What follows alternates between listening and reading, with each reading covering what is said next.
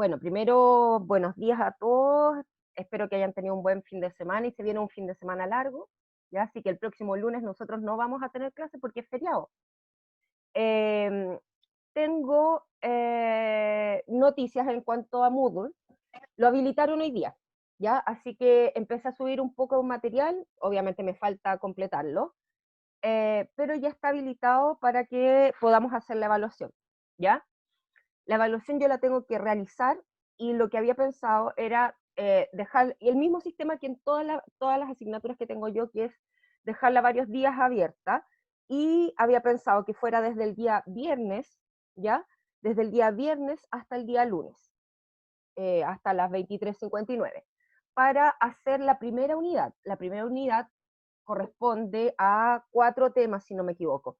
Me falta subir la de sociodemografía, pero en el fondo tenemos que ver que básicamente lo que importa en relación a la sociodemografía es de qué se enferman, de qué se mueren y cómo ha sido un poco la proyección de la tasa de fecundidad, que estaba disminuida, ¿no es cierto? Nuestra tasa de natalidad también estaba disminuida, pero sin embargo vamos a ver un cambio epidemiológico importante en estos grupos, sobre todo los infantiles. Yo ya les he hablado de esto y en varias asignaturas se topa un poco lo de materno, lo de niño 1, niño 2, en relación a las migraciones, ¿ya? Porque obviamente cuando hay migraciones también hay mucho mayor número de nacimientos. Pero sin embargo también las condiciones económicas no son las más favorables, por lo tanto vamos a tener una infantilización de la pobreza mucho mayor en esa población, en los niños principalmente, debido a que los recursos se tienen que repartir en mayor cantidad de personas, ¿ya? Porque habitualmente no es como que tienen uno o dos, sino que tienen 4, 5, 6, y más aún, por ejemplo, lo que sucede las personas en situación de calle. Entonces, eh, la primera prueba entra un poco de mortalidad, morbilidad y las características epidemiológicas de nuestro país. La segunda, vamos a revisar el neonato médico, que correspondía a todo lo que eran las enfermedades de hipoglicemia, las alteraciones que puede presentar en la termorregulación, y todo lo que tiene que ver con la hiperbilirrubinemia. ¿Ya? Espérame un segundo.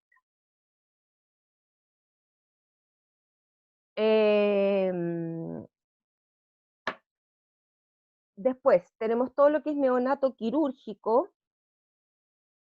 Espérame un poquito, un minuto nomás.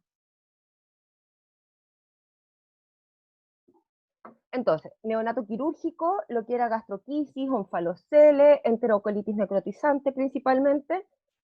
Y después tenemos neonato médico, neonato quirúrgico y balance hídrico, ¿ya? El balance hídrico que corresponde a un ejercicio que nosotros lo revisamos la semana pasada. El lunes pasado comenzamos con todo lo que correspondía a enfermedades respiratorias, ¿ya?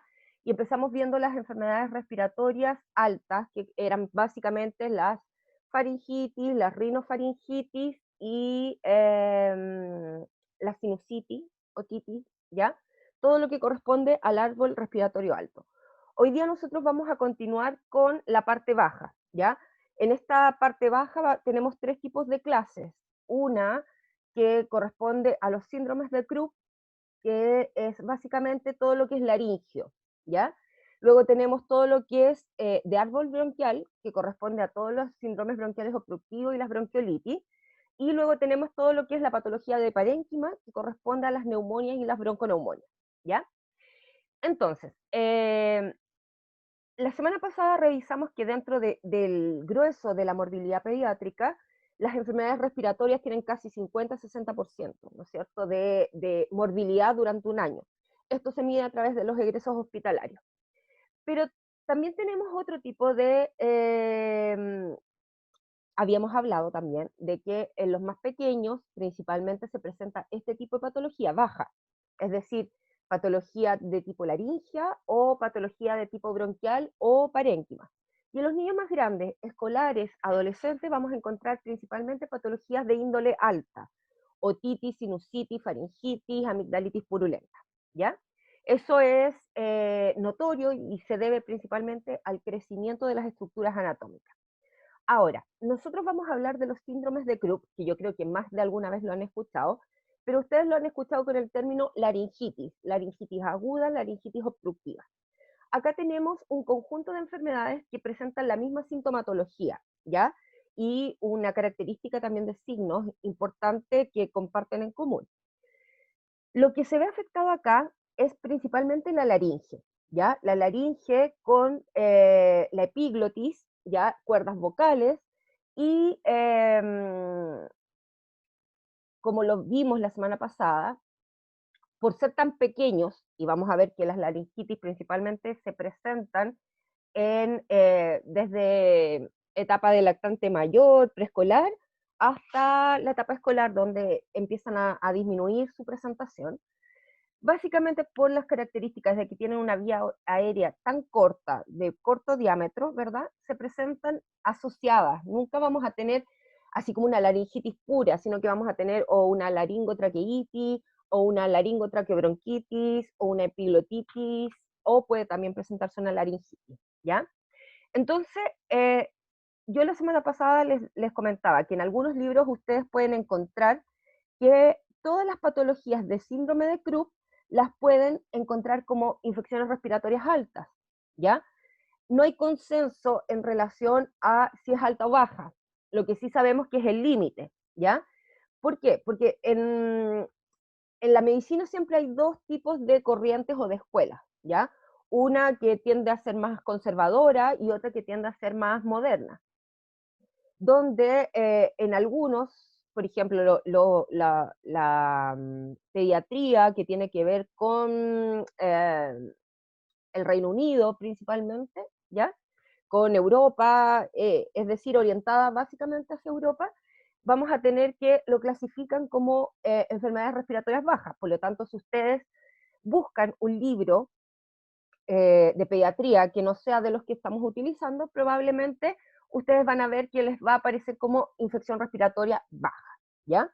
Pero si tenemos la escuela más moderna, que corresponde básicamente a los Estados Unidos, y que nosotros como América, América del Sur, Centroamérica, tenemos como referente principalmente este tipo de escuelas. Por lo tanto, en ese caso se caracteriza como infección respiratoria alta. Por eso que va a depender mucho de la bibliografía que puedan leer. Ya pueden encontrarla como alta o baja. Pero en el fondo para nosotros no es grande problema porque no lo vamos a clasificar así exclusivamente, sino que vamos a ver de qué se tratan estas enfermedades. ¿Ya? Ahora, tenemos diferentes tipos de laringitis. Las laringitis que pueden ser las agudas, que son en un momento determinado y que pueden ser por un cuadro viral principalmente, o por una reacción anafiláctica. Por ejemplo, si yo soy alérgica al maní y comí algo, un medicamento que está con maní, ¿no es cierto? Voy a tener una laringitis aguda que puede llegar a laringitis obstructiva, es decir, que se cierre completamente la vía aérea, ¿ya? Obviamente la vía aérea a nivel de laringe, es decir, cuerdas vocales y edema laringio principalmente. Eh, en relación a la epidemiología, este año obviamente fue completamente diferente, ¿ya? El, nosotros tenemos como observatorio internacional los comportamientos principalmente del hemisferio norte, ya lo habíamos hablado, y esto es para los cuadros respiratorios altos, bajos, neumonía, para la influenza principalmente, donde se ve cómo se comporta, cuál es el grupo de riesgo, si es que requiere una vacunación anticipada o no, de acuerdo a la gravedad que se presenta la influenza. Esa es nuestra ventaja que tenemos, que cuando nosotros estamos en verano, básicamente Estados Unidos, que es uno de los grandes referentes, ¿no es cierto?, en relación al comportamiento de los virus se desplazan a nivel del planeta, vemos si afecta más a los adultos mayores, si a lo mejor es más agresiva con los niños, y dependiendo de ello se hace todas estas medidas profilácticas o preventivas. Como sabemos, este año fue completamente diferente en todos los países debido a esta aparición de este nuevo coronavirus. pero vamos a tener que aprender a vivir con el coronavirus y además con estos otros virus, porque probablemente el próximo año sí vamos a tener coronavirus circulante, probablemente haya una vacuna, que no sé cuán efectiva puede ser, porque por ejemplo en Magallanes en este momento ya la cepa mutó, ya esta segunda ola de brote que aparece en Magallanes se asocia uno con el frío, es por eso que tenemos principalmente el foco infeccioso en el sur de Chile, y por otro lado la cepa ya se descubrió que mutó, por lo tanto eh, hay que ver las pruebas. Todo esto está en veremos para ver si es que efectivamente esta vacuna que está en etapa 3, ¿no es cierto?, que recién van a empezar con voluntarios, ¿es efectiva para esta nueva cepa o no? Entonces, frente a esto, tenemos que saber que el coronavirus, principalmente del que conocemos, afecta más a los adultos, ¿ya? En general en los niños sí se presenta, pero habitualmente lo mismo que en los adultos, en niños con algún tipo de inmunosupresión, de alguna patología crónica, etcétera, ¿ya? Pero en un año normal nosotros vamos a ver como un mapa epidemiológico. Es decir, en etapa de otoño previo al invierno, básicamente vamos a tener un brote de laringitis. Las primeras enfermedades respiratorias que aparecen van a ser las laringitis, ¿ya? Porque se presentan principalmente por el parainfluenza, perdón. Este es el virus más predominante en la presentación de las laringitis. Por supuesto que puedo tener laringitis por adenovirus, puedo tener laringitis por BRS o por influenza, pero un porcentaje muy alto del agente etiológico en las laringitis va a ser el parainfluenza, ¿ya? Que es el primer virus que aparece. Los virus van haciendo ciclos, es decir, hay uno que alcanza un pic y después se empieza a decaer y a medida que va decayendo aumenta el otro virus, ¿ya? Entonces, habitualmente nosotros lo que tenemos es para influenza como la primera ola invernal en pediatría, ¿ya? Con todos los cuadros laringios. Posteriormente, ya entrando al invierno, vamos a tener un aumento en los casos de virus respiratorio sincicial y de influenza, principalmente en los respiratorios sinciciales, los más pequeños, porque ataca más a los más pequeños, y la influenza en los niños más grandes, ¿ya? Pero provocando cuadros que son básicamente bajos, síndromes bronquiales obstructivos, bronquiolitis o neumonía, ¿ya? Y después, ya pasado el invierno, empiezan a decrecer esta ola viral. Por supuesto que yo entre medio voy a tener el adenovirus, el rinovirus. El adenovirus anda etiológicamente durante todo el año, ¿ya? Provocando cuadros respiratorios o cuadros digestivos. Y una vez que ya empieza a pasar el invierno, empieza la primavera, y ahí yo tengo un brote, pero básicamente los pacientes crónicos, los asmáticos, los pacientes que tienen algún daño pulmonar, que principalmente son hipersecretores, ¿ya? Asociados principalmente a alergenos que andan en el ambiente. Eso podríamos llamar un poco el mapa o el mapeo viral durante el invierno, un invierno común y corriente. Es decir, primero voy a tener cuadros laringios, después cuadros bronquiales, obstructivos, bronconeumonía, y posteriormente todos los cuadros obstructivos asociados a un asma, ¿ya? A una hiperreactividad bronquial. Eh, Todo lo que son las laringitis se va a ver mucho más afectado los más pequeños, porque pensemos que su vía respiratoria es mucho más pequeña. Tengo una epiglotis mucho más pequeña, una vía aérea de menor diámetro, por lo tanto, por eso es que se van a ver mucho más afectados que si nos da a nosotros una laringitis. Probablemente nosotros vamos a empezar con disfonía o con afonía. Disfonía, la voz mucho más ronca. Afonía, incapacidad de poder hablar. Cuando, ¿verdad? Podemos encontrar a lo mejor principalmente asociado a inflamación de las cuerdas vocales, pero no trae grandes consecuencias en los adultos. Básicamente se presenta con esto más una tos grupal, ¿ya? Una tos más bien ronca. Pero en los más pequeños sí se produce problema, ¿no es cierto? Porque al ser de menor diámetro y más pequeño, rápidamente se empieza a obstruir y puede progresar rápidamente a grado 3 o 4, ¿ya? ¿Cuándo se presenta principalmente? Otoño entrando invierno. Principalmente la etiología de adenovirus influenza, para influenza de todas maneras, ¿ya? Las laringitis, casi un 70-80%, corresponden a parainfluenza y el resto puede ser un BRS, una influenza, un adenovirus. Acá tenemos una laringoscopía, ¿no es cierto?, donde podemos visualizar todo lo que corresponde a la epiglotis y a las cuerdas vocales. Cuando hablamos de laringitis aguda, estamos hablando de la inflamación de la laringe, ¿ya? De etiología viral, principalmente el parainfluenza. ¿Cuáles son las manifestaciones? Cuando nosotros ya nos empezamos a... cuando ya empezamos a familiarizarnos un poco con los ruidos respiratorios pediátricos, vamos a escuchar una tos, ¿no es cierto? O vamos a escuchar un estridor laringio y vamos a saber inmediatamente que lo que está afectado es la parte respiratoria, ¿ya? Vamos a tener primero una tos seca, una tos perruna o tos de foca, que se llama, que es...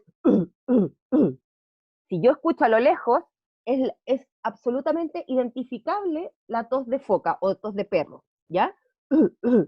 Vamos a encontrar difonía. El llanto va a ser mucho más grave, no va a ser tan agudo.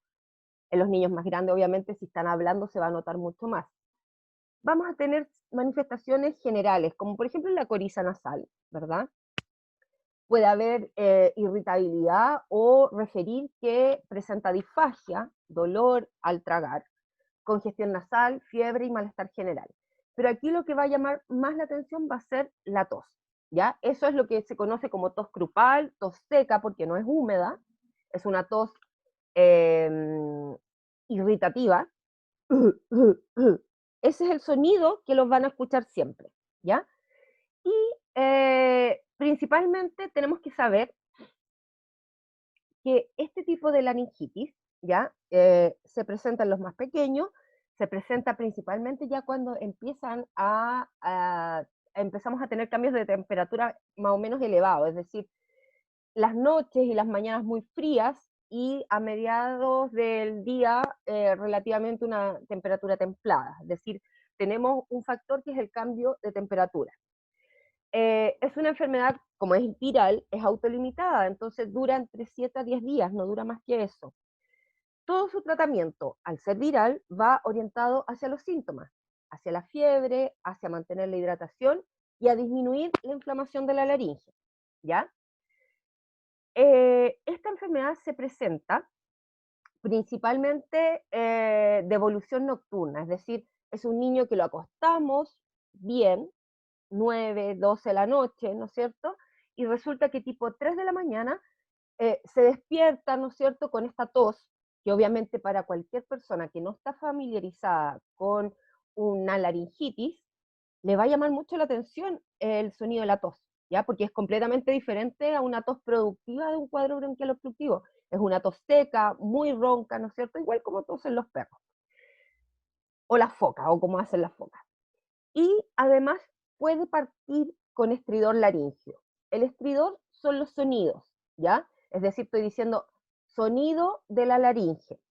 ¿Cómo? El estridor laringio puede ser inspiratorio o expiratorio.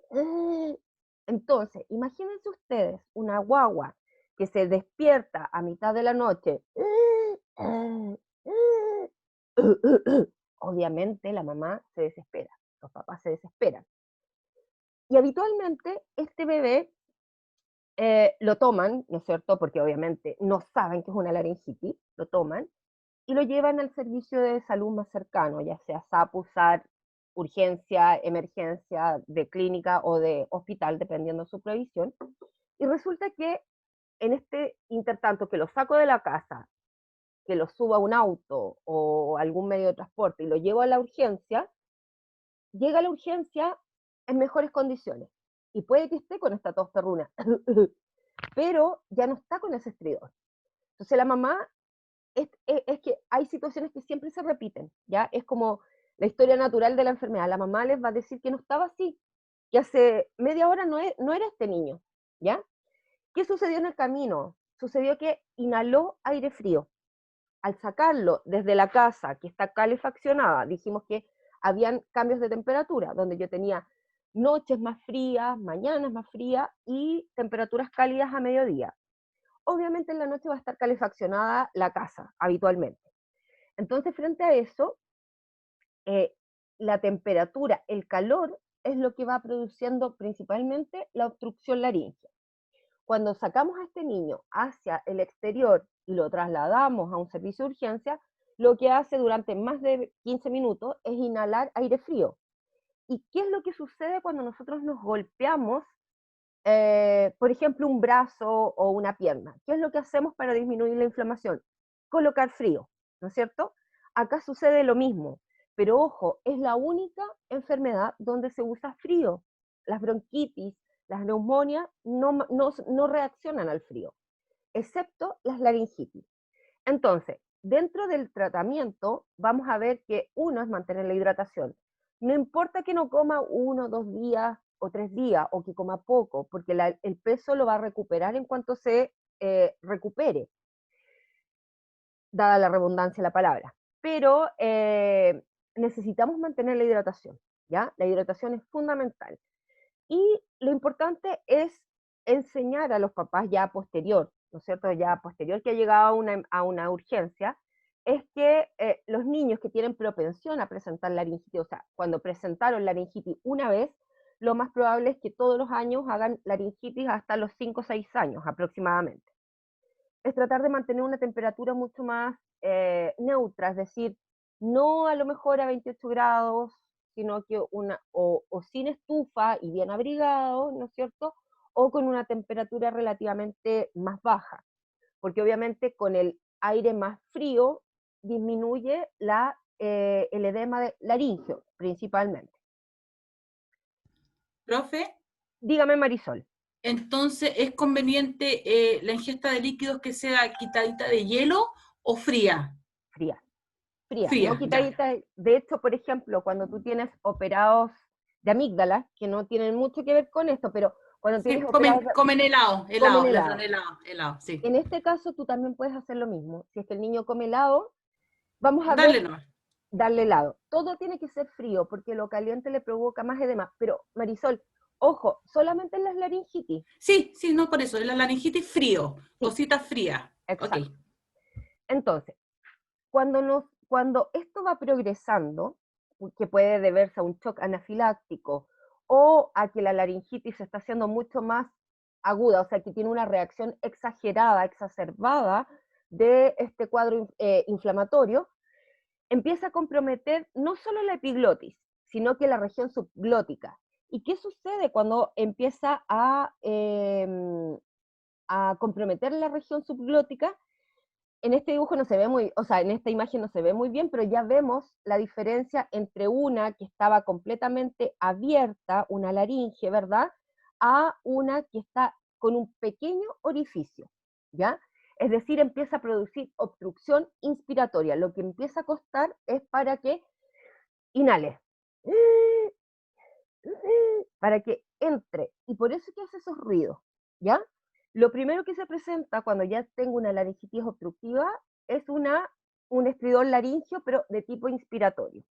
Entonces puedo encontrar hipoxemia o disminución del oxígeno circulante, principalmente asociado al bajo volumen que está ingresando, ¿ya? Y que a lo mejor esa cantidad de volumen es tan escaso que no alcanza a llegar a las bases donde se hace principalmente el intercambio gaseoso. Es por eso que lo podemos tener como saturando 95, saturando 90, 91.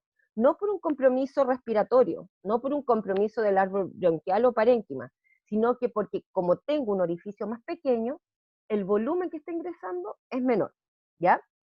Ahora, con este tipo de patología, se tiene que actuar oportunamente, porque si vemos que un niño está evolucionando en cuanto a una laringitis grado 1, que es una laringitis aguda, y llegó con una laringitis grado 2 y está camino para una laringitis grado 3, acá es mucho el riesgo de que se cierre la vía aérea, ¿ya? Se cierre completamente, y es decir, un tubo endotraqueal neonatal en un preescolar no va a pasar, no pasa por el orificio tan pequeño.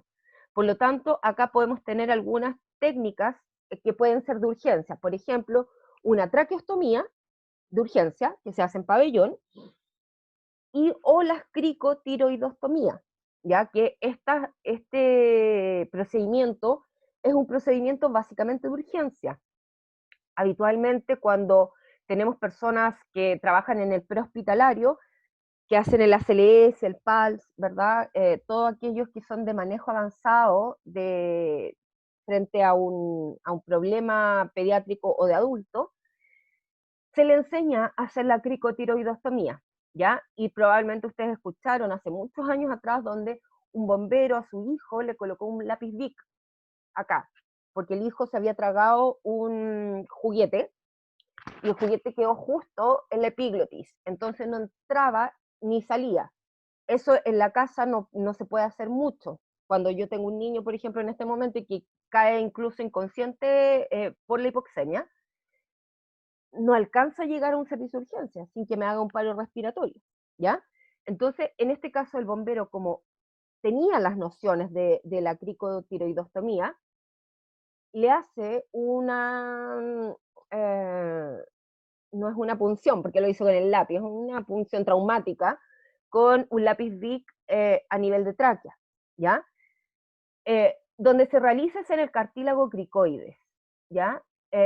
Ahí hay un cartílago que es como un triángulo y se punciona, hay un catéter cricoideo, pero si no tengo un catéter, lo que se puede hacer es colocar una vía venosa, por ejemplo, una vía 20 que se punciona por cartílago cricoide, se retira el mandril y se introduce el teflón. Yo ahí tengo una vía aérea artificial, pero que me dura 30 minutos. No dura más que eso. O sea, me permite oxigenarlo durante 30 minutos. Y me permite, por ejemplo, hacer, no sé, algún tipo de conexión de oxígeno que le esté entrando, ¿ya? Por ejemplo, a través de una mascarilla. Le estoy aportando oxígeno porque esta es la única forma que tiene para poder inhalar y exhalar, ¿ya? Pero es un procedimiento netamente de urgencia. O se hace en el prehospitalario o se hace en un servicio de urgencia, ya con personal que maneja el tema de la cricotiroidostomía. Ahora, SAMU, por supuesto, o cualquier persona que haya hecho los cursos, está capacitado tanto para hacer función cricoidea, para hacer osteoclisis o intubación endotraqueal, ¿ya? Es por eso que las ambulancias SAMU, que no son medicalizadas, habitualmente son con enfermeros y kinesiólogos, eh, se puede hacer todo tipo de procedimiento avanzado, ¿ya? Pero obviamente hay que dar la prueba, estudiar mucho, hacer una capacitación, etcétera. Ahora, si llega este niño, por ejemplo, con una cricotiroidostomía, pasa inmediatamente al pabellón de urgencia para hacerle una traqueostomía de urgencia, mientras se resuelve lo de su vía aérea. Si, por ejemplo, llegase, en este caso, este mismo niñito con la obstrucción de vía aérea, que es la última unidad que vamos a revisar de urgencias pediátricas, pero para que sepan que es más fácil que con el laringo arrastrar el objeto del cuerpo extraño e impactarlo habitualmente en uno de los pulmones o en un bronquio, pero voy a mantener una vía aérea y después se le saca la bolita, la arveja, la lenteja, el lego chico, lo que sea, se le saca a través de una fibrobroncoscopía. Por lo tanto, cuando llega un niño con un cuerpo extraño y que está obstruyendo vía aérea, habitualmente se le coloca tubo endotraqueal y se empuja el objeto, a menos que sea visible y se pueda sacar, ¿ya? Pero eso lo vamos a ver en la última unidad. Entonces, las laringitis agudas obstructivas producen primero la obstrucción inspiratoria y a medida que se va agravando aún más, empieza con inspiratoria y expiratoria, ¿ya? Como es un cuadro viral, debería resolverse entre 3 a 7 días, a lo máximo 10 días, a lo máximo, ¿ya? Que es como el tiempo de estadio viral, ¿ya? De cualquier tipo de patología viral, habitualmente se resuelve entre 7 a 10 días, excepto el rotavirus que a veces dura un poquito más. Etiología, la laringitis, el 90% de los casos van a ser virales y en el otro porcentaje pueden ser o bacterianas o pueden ser, por ejemplo, por inhalación de aire caliente, ¿ya? Frente a un incendio. En un incendio donde ahí se quema el material, hay altas temperaturas, cuando se sospecha de quemadura vía aérea, habitualmente hay inhalación de aire caliente. Y ese aire caliente lo que hace es irritar la laringe, provocando un edema exagerado. ¿Ya? Lo mismo que pasa con las quemaduras. El quemado en las primeras 24 horas se dematiza y empieza a eliminar exudado. Acá pasa exactamente lo mismo, pero con la laringe. ¿Qué más? Gases irritantes o agentes cáusticos, ¿ya? Donde vamos a tener, además de las neumonitis químicas, las laringitis químicas. Y lo que habíamos hablado anteriormente, los niños que pueden ser hiperreactivos, que son atópicos, alérgicos, que presentan, por ejemplo, no sé, son alérgicos a la palta y justo venía un pedacito contaminado con palta y ese pedazo le provoca un shock anafiláctico, provocando este edema angioneurótico, ¿ya? Dentro de los virus habituales podemos encontrar el adenovirus, el virus respiratorio sincicial, la influenza, que también pueden provocarlo, y dentro de las bacterias, el Haemophilus influenzae tipo B, que es bacteria, no es la influenza. Haemophilus influenzae tipo B, que lo vamos a encontrar en la vacuna hexavalente, ¿ya? Que el Haemophilus influenzae principalmente provoca otitis, sinusitis, y como cuadro como complicación de este cuadro secundario se presenta una laringitis. Epidemiología, ya lo vimos, otoño, principios de invierno. ¿Quiénes se van a ver más afectados? Lactantes y preescolares. Lactantes entre los 6 meses y los 3 años, siendo el pic en la etapa de los 2 años, es decir, el inicio de la etapa preescolar. ¿Cómo se transmite? A través de contacto directo o gotitas de fluye, ¿ya? Por lo tanto, tenemos que es una transmisión por gotitas o por objetos contaminados, por fomites, por ejemplo, que eh, el niño tosió. Recuerden que en esta edad, 6 meses a 2 años, todavía no tienen la noción de tener que toser teniendo esta protección. Por lo tanto, lo que hacen es tosen y tiran para todos lados, ¿verdad? Entonces puede que, no sé, tengo dos hermanos y uno resulta que usa chupete y el otro le quitó el chupete y se lo echó a la boca. Tengo directamente el virus por contacto directo. O si toman de una misma taza, o si no se lavó las manos y empezó a jugar con un juguete y la superficie estaba contaminada.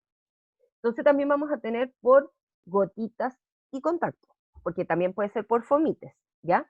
¿Por qué es importante? Y les hago harto hincapié en gotitas contacto, porque la mayoría de las patologías respiratorias de esta índole, viral, BRS, influenza, adenovirus, parainfluenza, cualquier tipo de cuadro respiratorio donde no tengo la claridad de la transmisión, no sé qué agente etiológico es, primero va a quedar con un aislamiento preventivo para los otros pacientes y para el personal.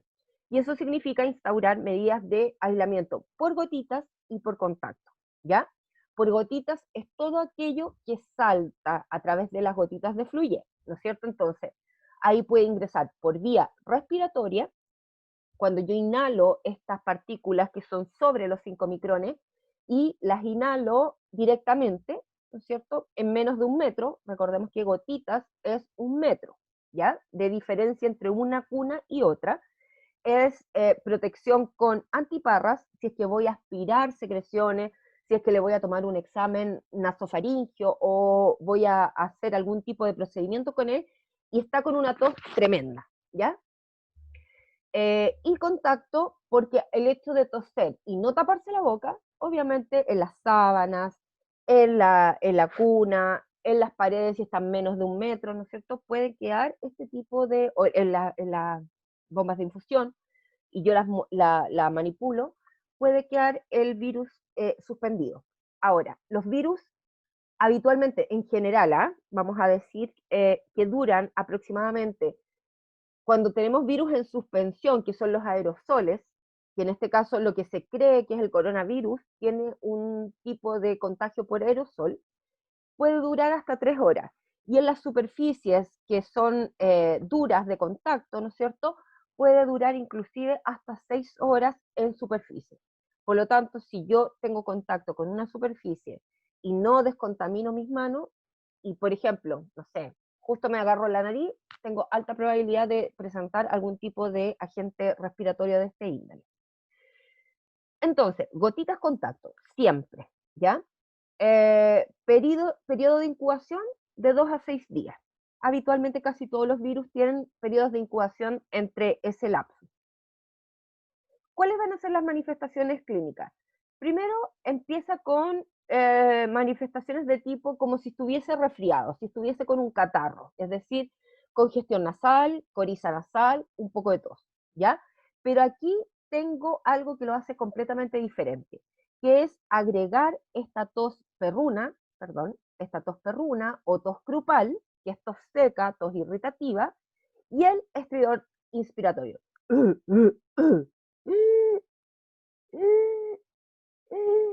Al entrar el aire, ¿ya? Y además tiene una característica, que siempre se inicia en la noche, ¿ya? Debido a los cambios de temperatura. Ahora, nuestro pacientito puede tener aumento de la temperatura o no, porque puede que recién esté iniciando su cuadro viral o puede que ya sea manifiesto, ¿ya? Miren, en los pacientes pediátricos, sobre todo con cuadros respiratorios, habitualmente cuando parten con fiebre, se les pide a los papás, ¿ya? O se trata de educar a los papás, la fiebre no es una enfermedad, ¿ya? Eh, es un signo de que algo, de que nuestro sistema inmunológico está reaccionando, ¿ya? Entonces, cuando una mamá o un papá o un cuidador consulta porque llegó a la casa, en la mañana se fue y llegó a almorzar y el niño estaba con fiebre y en la mañana estaba bien, estamos hablando de un periodo o una ventana de 6 horas aproximadamente, ¿ya? En esa ventana de 6 horas el niño presentó fiebre. Con 6 horas de evolución, lo más probable es que va a consultar, le van a tomar exámenes de sangre que van a salir normales, le van a tomar exámenes de orina que van a salir normales, ¿no es cierto? Y se va a ir a su casa con manejo sintomático, con paracetamol cuando presente fiebre, observación y con un diagnóstico de síndrome febril sin foco, ¿ya? Entonces tenemos que tener súper claro eso, a menos que yo vea a un niño que efectivamente se ve enfermo, ¿ya? Es decir, después de a lo mejor haberle dado paracetamol, las mamás se manejan con el tema de los paracetamol, del ibuprofeno, etcétera. Y uno habitualmente no deja de darle un antipirético si está con fiebre, y además de desabrigarlo.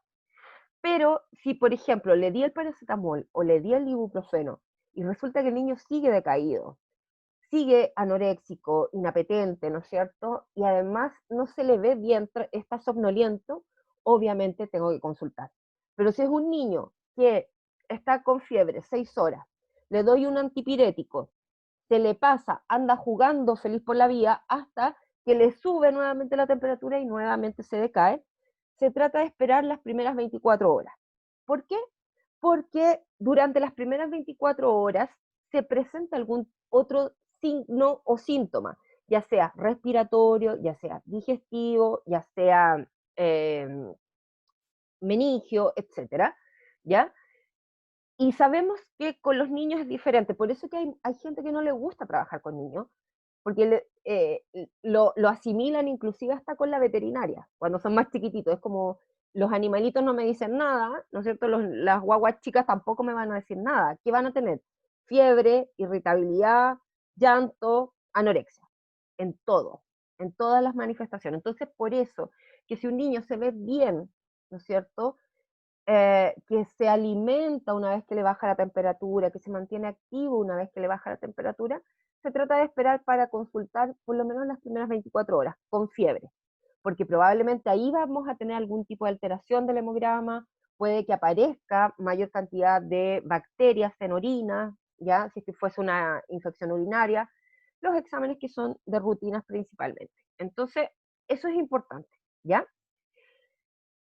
Por lo tanto, en un niño puede haber aumento de la temperatura leve o puede que despierte con 40 grados. Los niños toleran bastante bien la temperatura.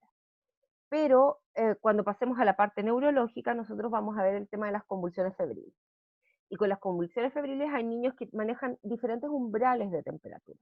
Entonces hay uno que puede resistir súper bien 40 grados, pero hay otro que tiene 39,5 y empieza a convulsionar. ¿Ya? Eso va a depender un poco de la genética, de los factores familiares, etcétera. Lo vamos a ver en su minuto, pero no todos los niños pueden presentar convulsiones febriles, sino que hay algunos que son más lábiles que otros en relación al umbral de temperatura, porque esto es una alza brusca de temperatura. Entonces, puedo tener niños que presentan una alza térmica importante o pueden presentar temperatura leve. El estridor primero es cuando llora, ¿ya? Estamos hablando que son los más chiquititos, de 6 meses hasta los 3, 4 años. Entonces, cuando está llorando, se hace mucho más evidente la tos grupal cuando inspira, ¿ya? Y después, si se queda dormido y está en una urgencia, se empieza a hacer más evidente el estridor en reposo, es decir, está durmiendo y empieza, ¿ya? Ahora, vamos a hablar también del uso de musculatura accesoria, es decir, la retracción. La retracción vamos a partir siempre desde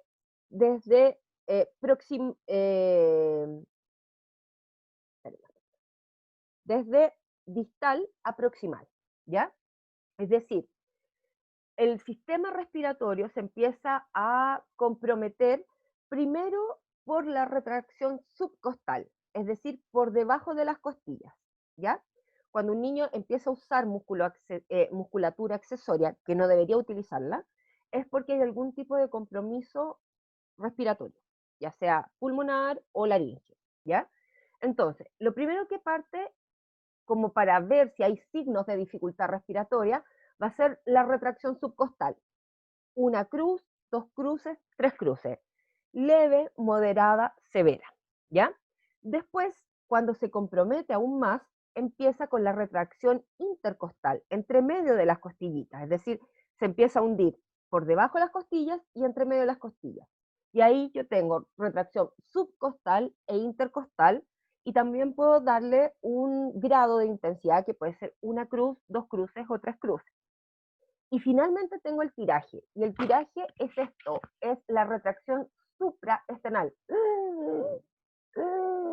Se marca acá, cuando se empieza a marcar este pequeño orificio que queda por sobre, ¿no es cierto?, el esternón, y ya me indica que está con un compromiso respiratorio mucho más extenso.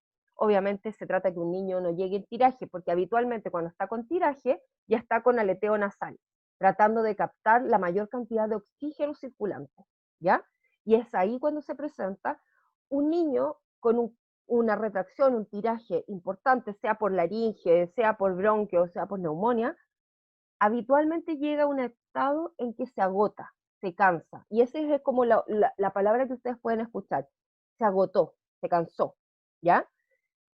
Ha hecho tanto trabajo respiratorio que llega un minuto en que cae en paro respiratorio, porque ya sus músculos están fatigados, ¿ya? Entonces, se trata que en cualquier cuadro respiratorio no lleguen a una fatiga respiratoria y una intubación de emergencia, sino que se trata de prevenir, sobre todo cuando está con dificultad respiratoria. Entonces, ¿qué vamos a encontrar? Primero, si lo ocultamos, tanto en las ápices como en las bases, vamos a encontrar una disminución del murmullo pulmonar, porque dijimos, ¿qué es lo que pasa en la laringitis? En la laringitis se cierra la laringe y no entra el volumen corriente que debiese entrar, ¿ya? Es decir, yo tengo un pulmón sano, bronquios, parénquima sano, pero el problema es obstructivo a nivel alto, es decir, por donde está la epiglotis y la subglotis, ¿no es cierto? Entonces, al tener un orificio más pequeño, va a entrar menor cantidad de aire. Por lo tanto, al ocultar las bases principalmente, no voy a escuchar murmullo pulmonar, porque el aire llega casi hasta la mitad del pulmón. Y por eso que se produce la alteración de intercambio gaseoso, ¿ya? Por otro lado, las facies del niño empiezan a cambiar cuando empieza a aumentar este nivel de obstrucción. Es decir, es como si los estuvieran estrangulando, ¿ya? Es si se estuviera ahogando. Y de hecho, tanto en la maniobra frente a un cuerpo extraño, los niños o un adulto habitualmente se tiende a llevar las manos al cuello por esta sensación de que se está ahogando, ¿no es cierto? Y que es como una postura súper característica de obstrucción de cuerpo extraño, y el niño empieza a tener fases de ansiedad, de angustia, ¿ya? Se empieza a desesperar frente a esta sensación de ahogo. Podemos encontrar signos de hipoxemia. ¿Cuáles van a ser los signos de hipoxemia? Alteración de la conciencia, ¿ya? Puede que esté desaturando, puede que yo le encuentre signos de cianosis peribucal o cianosis periférica. Puede que además está disminuido el murmullo pulmonar y no está llegando el aire que trae el oxígeno, ¿no es cierto?, para hacer el intercambio gaseoso. Por lo tanto es un paciente que se va a ir comprometiendo cada vez más, principalmente con alteración de conciencia, ¿ya? Entonces voy a tener el agotamiento, lo que estábamos hablando, disminuye cuando empiezan con retracción subcostal, intercostal, tiraje, llega un minuto en que se agota, y en ese agotamiento va a disminuir el esfuerzo respiratorio, empiezas a ventilar en una forma mucho más superficial y mucho más lenta, una bradipnea. Luego va a presentar cianosis, hipotonía, hasta un paro cardiorrespiratorio. La diferencia de los paros con el adulto es que en el niño la primera causa del paro cardiorrespiratorio es respiratorio y después cardíaca. Es decir, un niño con compresiones y ventilación es muy factible que pueda salir de un paro cardiorrespiratorio. Pero sin embargo, cuando tenemos un paro en un adulto, la primera causa etiológica habitualmente va a ser cardíaca y después va a ser respiratoria. Es por eso que necesito tener un DEA o un desfibrilador en el caso del adulto, ¿ya? Entonces, dentro de las laringitis vamos a tener las escalas de gravedad. Vamos a tener la laringitis grado 1, grado 2, grado 3, hasta la grado 4, que es la más severa, ¿ya? Entonces, vamos a ir viendo un poco de qué se trata cada una y cuál es su manejo. Primero vamos a tener la laringitis grado 1, que es la más leve, donde voy a tener un niño que, si es que habla, sobre los 2 años, ¿verdad?, va a estar con una voz más bien grave, más ronca, y su tos también va a ser más ronca, una tos grupal, pero que no es tan llamativa como en los estadios más altos. Puede tener un pequeño estridor inspiratorio leve, intermitente, básicamente que se acentúa con el esfuerzo, es decir, cuando llora o cuando habla, ¿ya? ¿Cómo se maneja? Cuando tengo un niño, por ejemplo, que la mamá ya ha presenciado otras crisis laringias, ¿ya? La mamá ya sabe cómo actuar, cuál es el primer manejo antes de llevarlo a emergencia, ¿ya? El primer manejo en un niño, obviamente no toda la población va a saber a la primera que tengo que llevarlo al freezer a inhalar aire frío, ¿ya? Solo en las laringitis, ni en bronquitis, ni en neumonía, solo laringitis. Pensemos, la laringe está inflamada, es igual que si yo me hubiese pegado en un tobillo. Yo en el tobillo me coloco hielo, acá también voy a colocar hielo, ¿ya? Ese es como el pensamiento que tengo que hacer con las laringes. Entonces, el manejo ambulatorio es, inicialmente, cuando ya la mamá tiene un poco más de experiencia y la hemos educado, que abrigue al niño todo lo que es del torso, ¿no es cierto?, y abre el freezer y lo coloca a inhalar aire frío durante 15 minutos. O la otra opción es que lo abrigo y lo saco al exterior para que inhale aire frío, ¿ya?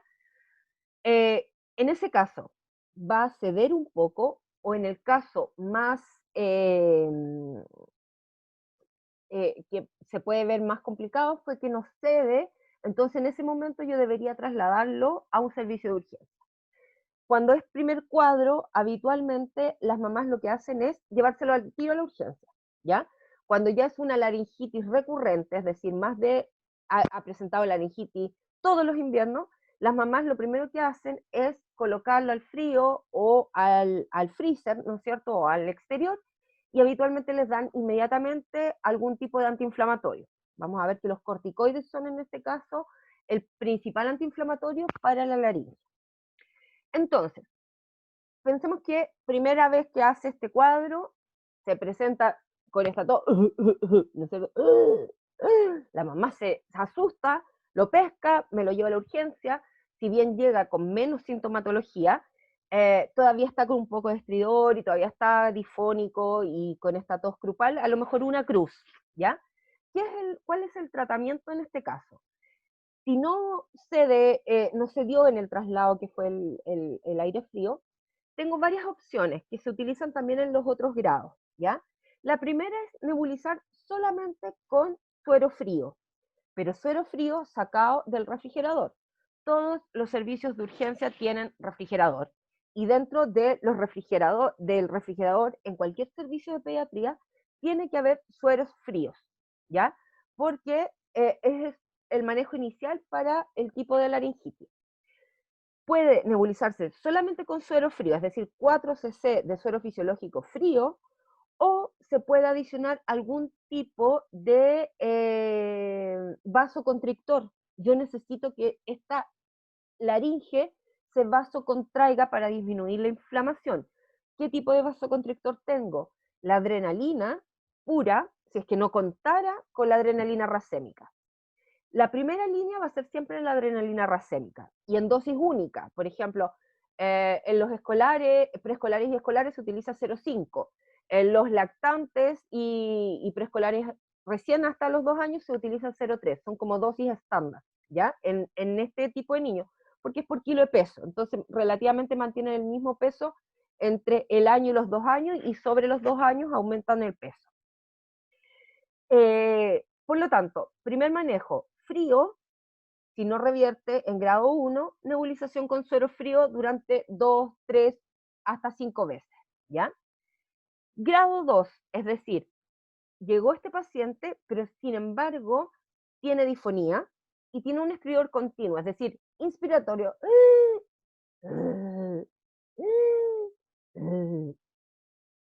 entra y sale. Tiene una vía aérea mucho más pequeña y además ya presenta retracción subcostal, ¿ya? Entonces, frente a esto, necesitamos adrenalina racémica o epinefrina racémica. Yo les decía, en el caso de que no tengamos adrenalina racémica, y ya la mayoría de los servicios tiene, pero es cara. ¿Ah? La adrenalina racémica y sobre todo con dosis única es cara.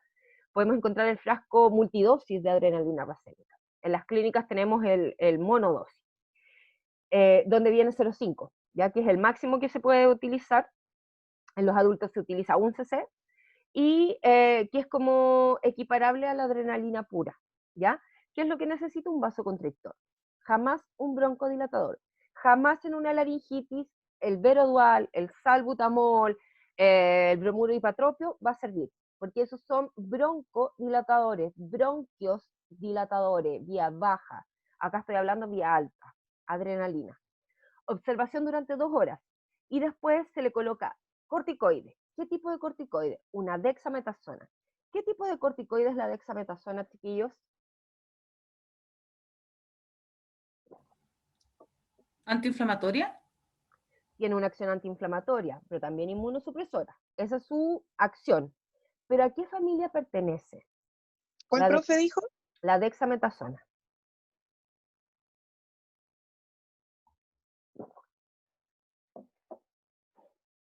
¿O qué alteración puedo encontrar con la administración de una dexametasona, con una hidrocortisona, una betametasona? Esos son corticoides. ¿Pero de qué familia? Porque yo tengo los mineralocorticoides, los glucocorticoides, es un glucocorticoide, ¿ya? ¿Qué significa eso? Que la glucosa en sangre va a aumentar. Es decir, voy a tener posiblemente dependiendo de la dosis, si yo tengo un paciente que, por ejemplo, por a veces motivo es diabético o que presenta labilidades metabólicas, hay que hacerle control de hemoglucotés, sobre todo cuando están con corticoides, porque son glucocorticoides, sobre todo con un niño diabético, ¿ya? Aumenta el nivel de glicemia en la sangre. Entonces, la dexametasona y la betametasona son los que se utilizan en las laringitis, es decir, un corticoide que es de muy corta acción. La betametasona es el Sidoten, que a lo mejor lo han escuchado por nombre comercial más habitual.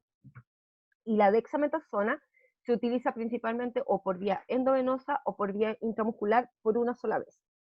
Ahora, igual que, por ejemplo, cuando nosotros administramos una dipirona endovenosa, ¿no es cierto?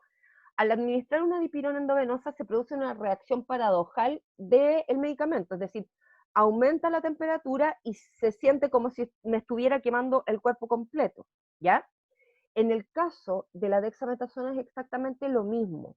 Puedo tener un lactante pequeño de 6 meses, de 1 año, donde me piden colocarle la dexametasona, y se los cuento básicamente por experiencia propia, porque la primera vez que yo coloqué una dexametasona casi me morí, pensando que le había inyectado quizás qué cosa a la guagua y que a lo mejor había hecho una reacción extraña, porque se ponen a gritar, ¿ya? Es decir, yo administro la dexametasona cuando es en bolo directo, porque se produce un prurito anal, principalmente intenso, ¿ya? Entonces, si tengo una guagua chica que estaba llorando, pero de repente se pone a gritar y a saltar, ¿no es cierto? O un preescolar que se pone a gritar y a llorar más fuerte, obviamente si yo no sé el efecto secundario de una dexametasona, obviamente me va a dar mucho susto, que fue lo que a mí me pasó. Por eso que les comento esto, la dexametasona les provoca un prurito intenso anal, picazón, ¿ya? Que dura unos segundos, pero es una reacción donde tengo una guagua que está acostada y de repente empieza a saltar, ¿ya? Porque principalmente, y no me va a decir, me pica, ¿no es cierto? Sino que va a llorar, va a gritar, va a pegar un grito por esta reacción que provoca la dexametasona.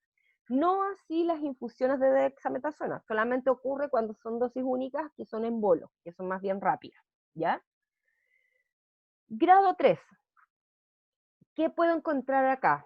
Disfonía, estridor inspiratorio y expiratorio, es decir, un estridor continuo.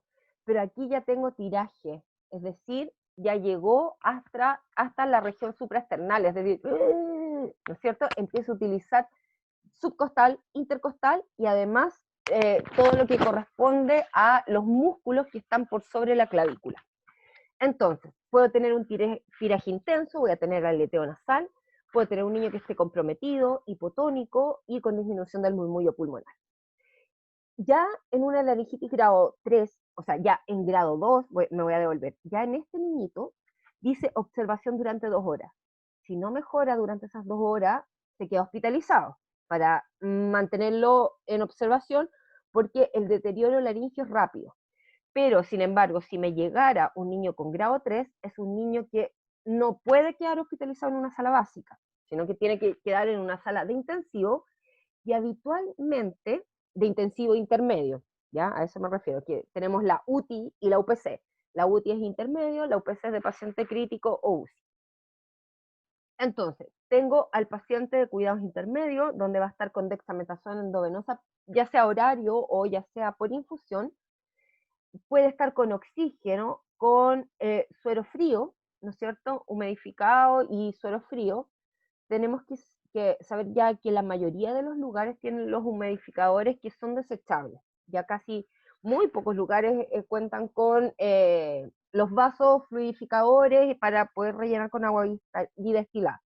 Hoy en día casi todos los humidificadores ya vienen listos, o sea, llegar a instalar y yo después a las 24 horas lo desecho, ¿ya? Completo. Pero, como dijimos, el suelo tiene que estar frío, por lo tanto voy a tener humidificadores dentro de mi refrigerador. Y el oxígeno que va a ir humidificado va a estar con este agua destilada fría. Y nebulizaciones con adrenalina racémica.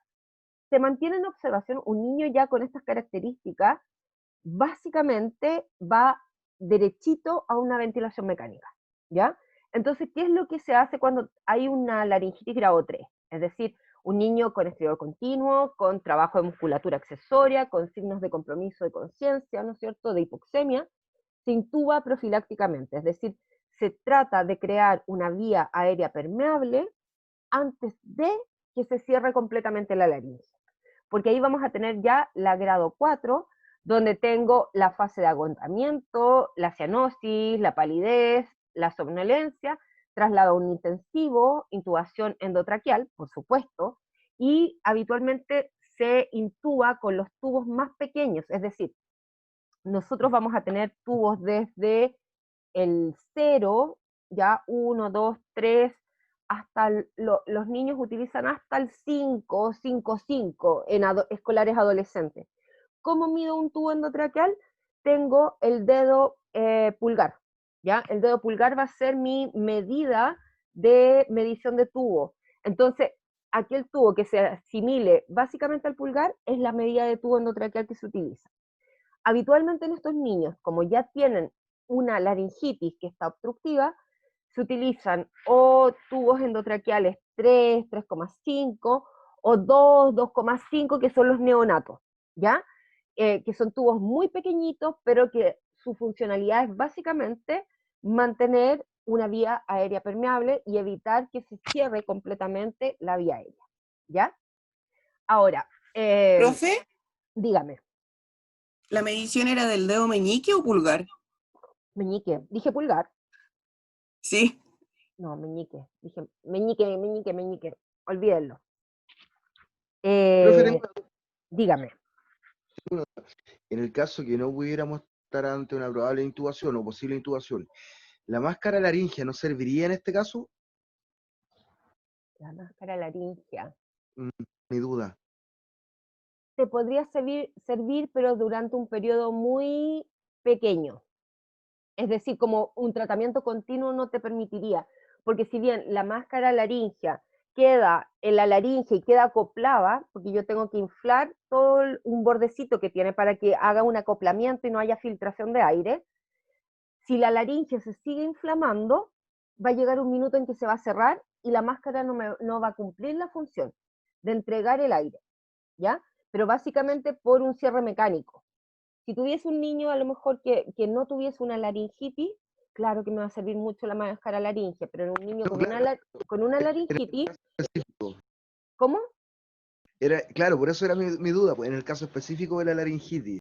No te va a servir excepto que tú, por ejemplo, con una mascarilla no estés revirtiendo bien, ¿no es cierto? Y con una mascarilla de recirculación, con 15 litros, donde tú le estás entregando casi un 98-100%, puedes colocarle una máscara de Bueno, laringe, pero durante un periodo muy pequeño, que básicamente es para crear una vía artificial o en pabellón, ¿no es cierto? O que le coloquen un tubo endotraqueal. sería como el traslado a un hospital avanzado en realidad. Claro. Básicamente, eso. Más que nada eso, pero no te va a servir como tratamiento. Tiene que ser intubado Gracias. porque llega un minuto donde la laringe se cierra completamente. Y de hecho puede provocar lesiones por presión el tubo. Los tubos endotraqueales de los niños, ellos no tienen CAF, ¿ya? No tienen este CAF que se infla con una jeringa, con aire. Entonces, si bien no tienen el CAF, en el caso de las laringitis sí pueden provocar lesiones por presión. Por eso que también se les va moviendo un poco el tubo cuando están intubados durante mucho tiempo. Porque está el grado de edema que, aunque tengan un tubo neonatal, la inflamación como que comprime ese tubo. Por eso que es necesario mantener una vía aérea permeable de forma artificial, que es a través de un tubo endotraqueal. Con eso terminamos la primera parte, que corresponde a los cuadros laringeos. Si nosotros tuviésemos que ver un proceso de atención de enfermería generalizado, ¿no es cierto? Vamos a ir, nosotros hacemos un tema y realizan caso clínico, ¿ya? Con PAE, esa es la idea. Ahora, tenemos que recordar que los PAEs son para la formación un diagnóstico con un objetivo, con intervenciones atingentes a ese diagnóstico y la evaluación. Entonces, acá yo puedo tener principalmente problemas con la alteración de ventilación, ¿verdad? Entonces, ¿cuál sería una de las principales o de los principales problemas? Hablando de generalización, porque obviamente tengo que ver un niño. Si tengo un niño que está con fracaso respiratorio, obviamente va a ser diferente. Pero si pensamos que tengo un niño con un estridor inspiratorio y con una saturación de 91, 92, o sea, y está saturando 91, 92. Dentro de los problemas de enfermería que podríamos encontrar, ¿cuáles serían los principales?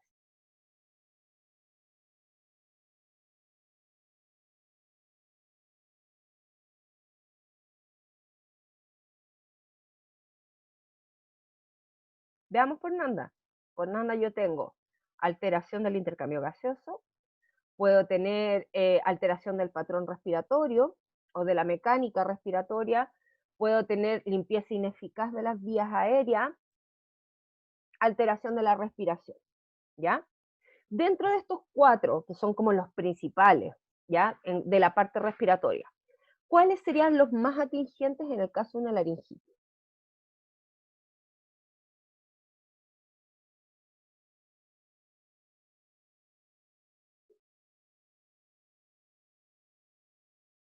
¿Qué creen ustedes? Deterioro del intercambio gaseoso ¿Por qué? por la Justifíquese. hipoxemia, ¿Por qué se produce la hipoxemia? porque al estar obstruida la vía aérea no permite el paso de oxígeno y se acumula el dióxido de carbono produciendo hipercapnia. Entonces, tengo una alteración del intercambio gaseoso relacionado con obstrucción de vía aérea alta, obstrucción laringea, ¿no es cierto? Porque laringe es una estructura, obstrucción laringea, grado 1, 2, 3, manifestado por, ¿no es cierto?, saturación 93, y si no tengo gases, esa es como una de las principales manifestaciones. Recuerden que intercambio gaseoso es oxígeno, dióxido de carbono, por lo tanto, o gases o saturación, o cianosis. Puede ser con cianosis periférica o cianosis peribucal. También puedo encontrar alteración del patrón respiratorio, ¿no es cierto? Pero que es secundario al intercambio gaseoso. Porque lo primero, si tengo que priorizar, va a ser intercambio gaseoso, que es el principal problema. El patrón respiratorio se aumenta como consecuencia de la alteración del intercambio gaseoso.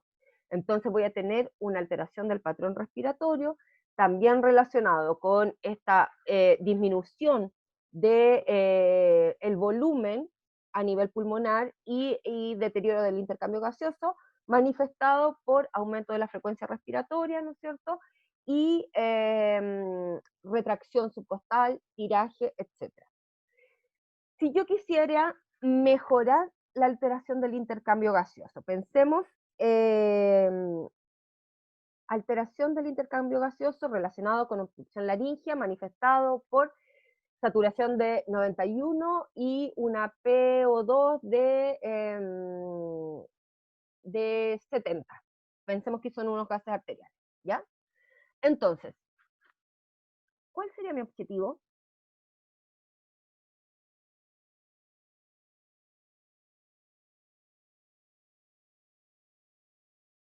Mejorar el intercambio gaseoso. Mejorar el intercambio gaseoso. ¿En cuánto tiempo? Si yo le pongo si yo le hago una nebulización, la nebulización van a ser 10 a 15 minutos, 10 minutos, ¿ya? 10 minutos. A lo mejor va a tener nebulización por 3 veces y después tengo que volver a controlarlo. Por lo tanto, si yo quiero mejorar el intercambio gaseoso, ¿no es cierto? ¿En cuánto tiempo se puede mejorar el intercambio gaseoso en esta patología? Ojo, no es una patología de enfermedad pulmonar, no es una patología que voy a tener varios días para revertirla porque está inflamado el pulmón y ahí no hace el intercambio gaseoso. Acá es un tema mecánico, principalmente. Entonces, ¿en cuánto tiempo deberíamos tener una mejora del intercambio gaseoso? Alrededor de 1 hora 30. Exacto, ¿no es cierto? Voy a esperar durante la primera hora y revalúo, principalmente, porque ya la nebulización con adrenalina racémica es como que ustedes le estuvieran colocando un hielo directo en la laringe, por lo tanto empieza a disminuir, mejora la oxigenación y disminuye el patrón respiratorio. Si tuviese que ver con el patrón respiratorio, va a estar muy asociado con el intercambio gaseoso, por lo tanto también no va a ser como en el caso de una neumonía, que a lo mejor va a tener que estar 7 días en tratamiento, ¿ya? Porque es aguda, acordemos que es aguda y es obstructiva. Entonces, mejora del intercambio gaseoso en un tiempo de 1 hora, evidenciado por, ¿cuál va a ser mi indicador? La oxigenación, o sea, la saturación, ¿Saturación de cuánto? 95 más. Sobre 95. En los adultos uno puede ser más permisivo y uno puede tener una saturación de 92, 93 en los adultos. Y en tiempo de campaña de invierno, cuando está todo lleno, ¿no es cierto? También se puede ser un poco más permisivo con los niños más grandes, de 93, pero control en 24 horas con el médico. Pero el estándar es sobre 95, entonces, evidenciado por saturación sobre 95, una PO2 mayor a 80, ¿no es cierto?, en el caso de los gases arteriales, que van a ser mis indicadores. ¿Cuáles serían mis intervenciones para mejorar el intercambio gaseoso? Ojo, solo el intercambio gaseoso.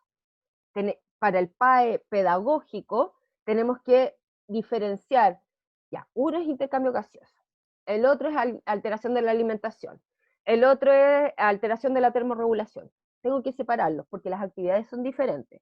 Entonces, si yo tengo una alteración del intercambio gaseoso, quiero mejorar el intercambio gaseoso en el tiempo de 1 hora, ¿cuáles van a ser mis intervenciones? Primero, ¿cómo lo voy a posicionar? Posicionar en Fowler. Semi-Fowler. En Fowler o semi-Fowler, ¿no es cierto? Tratando de que esté acompañado de la mamá, porque mientras más agitado se vuelva, más aumenta el edema. ¿Qué más? Posición. Escucha, que la madre, preocuparse que la madre le sujete la mascarilla de oxígeno o de nebulización para que no Ya. se la saque. Entonces le voy a enseñar a la mamá la técnica Sobre el tema. de inhalación. Acá no se usan puff, se usa inhalación, ¿ya?